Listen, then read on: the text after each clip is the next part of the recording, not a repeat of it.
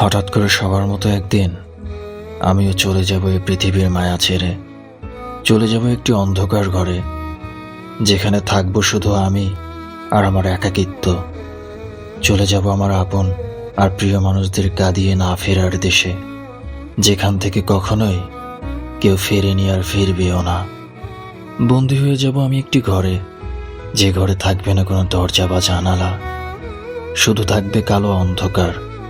হয়তো আমি চিৎকার করে ডাকবো সবাইকে, কিন্তু সেই ঘর থেকে আমার আওয়াজ বাহির হবে না, কারণ তখন আমি আর এই পৃথিবীর মানুষ না।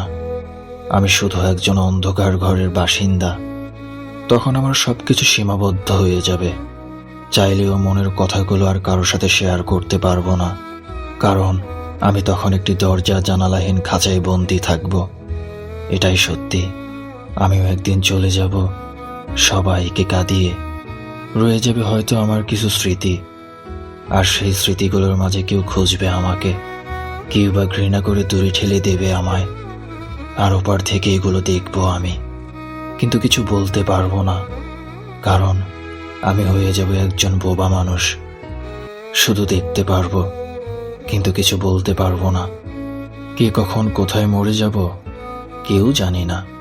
তাই কারো মনে কোনো কষ্ট দিয়ে থাকলে আমাকে ক্ষমা করে দিবেন।